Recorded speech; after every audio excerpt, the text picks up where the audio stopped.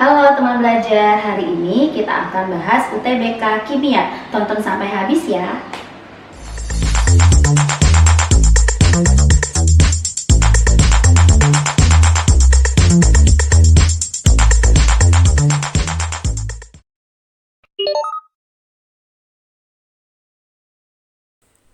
Soal yang pertama tentang bentuk molekul. Diketahui konfigurasi elektron unsur X dan Y sebagai berikut. Jika unsur X dan Y bersenyawa, bentuk molekul senyawa yang terjadi adalah. Nah, dalam soal diketahui konfigurasi elektron unsur X S2P5 dan unsur Y S2P3. Nah, dari sini kita ketahui bahwa elektron terluarnya adalah 7 elektronnya. Kemudian di unsur Y elektron terluarnya adalah 5. Agar oktet atau stabil elektron terluarnya, berarti kalau 7 dia membutuhkan 1 elektron. Kemudian unsur Y mempunyai 5. Agar oktet atau stabil berarti dia membutuhkan 3 elektron. Atau kita bisa tulis X-1 Y-3 membentuk senyawa X3Y. Lalu yang ditanya adalah bentuk molekul. Jika ditanya bentuk molekul, kalian harus bisa menggambarkan struktur Lewis.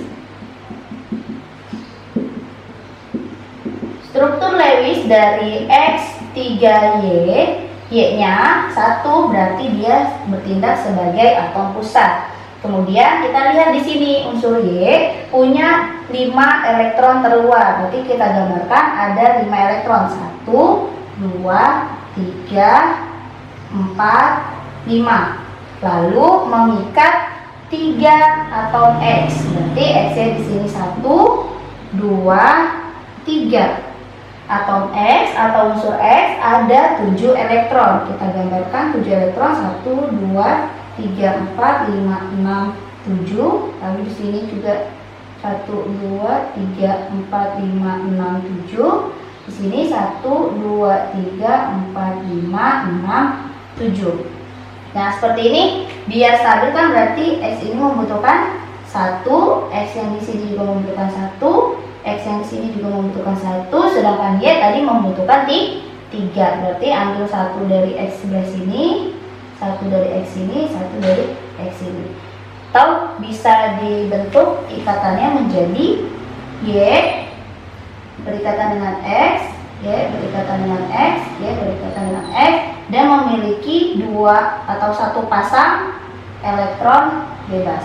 Karena dia punya 1 PeI atau 1 PeB, 1 pasang elektron bebas, dan 1, 2, 3 pasang PeI elektron ikatan, maka dia membentuk piramida segi 3. Ya, berdasarkan tabel ya, di rumus biasanya adalah A X 3E. X-nya menunjukkan pasangan elektron ikatan, sedangkan E-nya menunjukkan pasangan elektron bebas. Untuk rumus AX3E ini berarti bentuknya adalah piramida segi 3.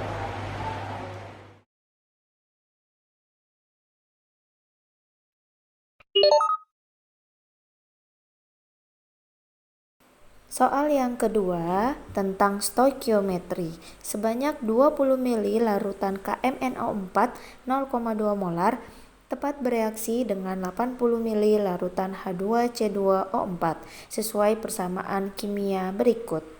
Volume gas CO2 yang dihasilkan diukur pada 0 derajat Celcius dan 76 mm Hg adalah. Diketahui volume KMnO4 adalah 20 ml, molaritasnya 0,2 molar, dan volume H2CO2O4 80 ml. Ditanya adalah volume CO2 pada 0 derajat Celcius dan 76 mm Hg. Jika ditanya pada 0 derajat Celcius dan 76 mm Hg, ini berarti pada keadaan standar atau STP, standar temperatur dan tekanannya. Dan rumus yang kita pakai berarti volume CO2 dalam keadaan STP, rumusnya adalah mol dikali 22,4. Rumus ini yang akan kita pakai. Kita lihat lagi di sini. Mol CO2 sudah ada belum di soal? Di soal belum ada mol CO2, berarti kita cari mol CO2 dulu. Bagaimana caranya? Yang diketahui di soal adalah volume dan molaritas MnO4. Nah, berarti kita cari mol CO2 dari perbandingan koefisien atau perbandingan mol MnO4. Berarti kita cari mol MnO4 dulu. Bagaimana mencari mol MnO4? Berarti rumusnya molaritas dikali volume. Kita lihat di sini molaritasnya adalah 0,2 molaritas dikali dengan volumenya. Volumenya 20 mili. Nah, 0,2 molar dikali 20 mili berarti sama dengan 4 milimol. 4 milimol. Lalu kita lihat di persamaan reaksi, MnO4 adalah 4 milimol. Dan pertanyaannya, berapa mol CO2? Nah, di sini kita pakai perbandingan mol sama dengan perbandingan koefisien, di mana mol CO2 yaitu 10 koefisiennya dibagi koefisien MnO4 itu 2 dikali sama molaritasnya atau molnya dikali 4 milimol. Berarti dapat hasilnya 20 milimol. 20 milimol ini kita ubah ke dalam mol. Berarti mol CO2 yaitu 20 milimol berapa mol? Berarti dibagi 1000 ya. Berarti dapat 0,02 mol atau sama dengan 2 kali 10 pangkat min 2 mol. Kita masukkan ke volume CO2. Rumusnya tadi mol dikali 22,4 atau dalam keadaan STP standar. Berarti 2 kali 10 pangkat min 2 dikali 22,4. Hasilnya adalah 448 mili. 0,448 liter.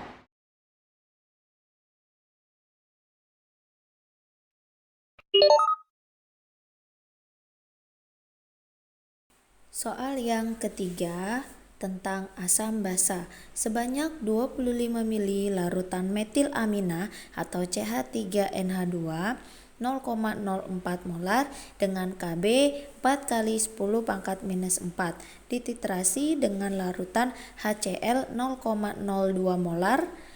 pH larutan CH3NH2 sebelum dititrasi adalah.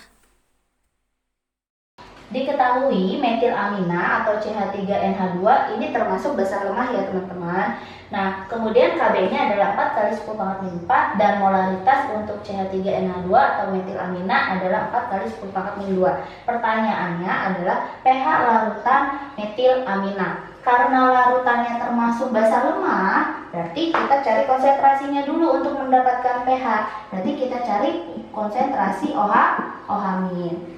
Karena basa lemah, ingat ya, kalau basa lemah untuk mencari konsentrasi OH- berarti pakai akar. Akar apa? Akar Kb dikali molaritasnya. Kita masukkan, berarti akar dari Kb-nya 4 kali 10 pangkat min 4 dikali sama molaritasnya. Molaritasnya 4 kali 10 pangkat min 2.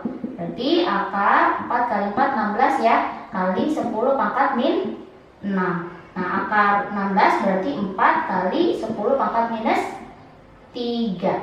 Nah, ini dapat konsentrasi OH-nya. Untuk mencari pH, karena dia OH- berarti pOH dulu, baru cari pH. pOH-nya adalah rumusnya min log konsentrasi OH min. Berarti min log konsentrasi OH min adalah 4 kali 10 pangkat min 3. Atau hasilnya adalah 3 min log 4. Ini pOH-nya. Nah, pertanyaannya adalah berapa pH-nya? Berarti untuk pH-nya rumusnya adalah 14 dikurang pOH. Berarti 14 dikurang pOH-nya adalah 3 min log 4. 3 min log 4. Berapa pH-nya? 14 kurang 3 berarti 11. Min jadi plus log 4. Atau sama dengan 11 plus log 4 sama dengan 2 log 2. Berarti hasilnya adalah 11 plus 2 log 2.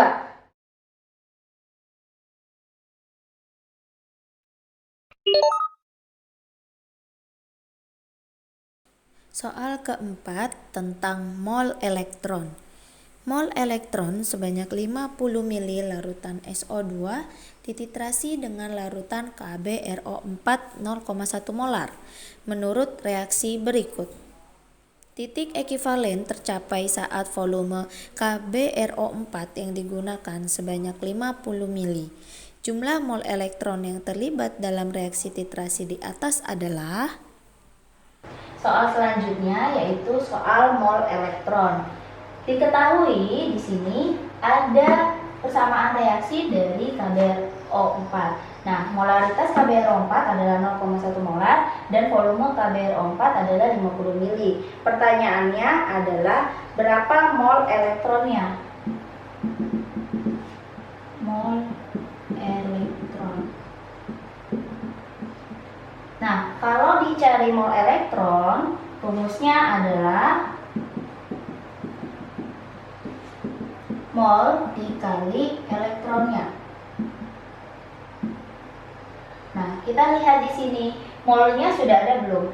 Molnya belum ada kan? Untuk mencari mol, berarti rumusnya molaritas dikali volumenya. Molaritasnya adalah 0,1 molaritas dikali volumenya 50 mili. Berarti hasilnya adalah 5 milimol. Nah, 5 milimol ini kita ubah ya ke dalam mol, berarti dibagi 1000 atau sama dengan 5 kali 10 pangkat min 3 mol. Lalu setelah dapat molnya, kita cari elektronnya. Nah, untuk mencari elektron dari KbRO4 harus mengetahui salah satu perubahan biloxnya. Kita mau cari perubahan bilox dari KbRO4 menjadi KBr. Kita hitung biloxnya satu persatu. KbRO4, bilox O adalah -2 dikali 4 berarti -8. Kemudian K ini ada di golongan 1 berarti plus 1. Nah, Br-nya berapa? Dia sama dengan 0, berarti Br-nya adalah plus 7. Lalu kita cari bilox dari KBr atau Br-nya. Nah, Br-nya di sini adalah K-nya berarti plus 1. Nah, Br-nya biar menghasilkan 0 berarti minus 1. Ya, biar hasilnya 0. Nah, di sini kita lihat Br-nya plus 7 sama min 1 berarti berapa perubahannya?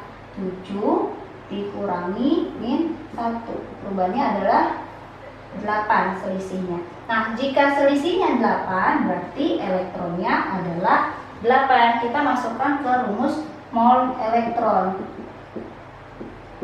yaitu mol si KbRO4 dikali sama elektronnya. Molnya tadi 5 kali 10 pangkat min 3 dikali elektronnya 8. Hasilnya adalah 0,04 mol.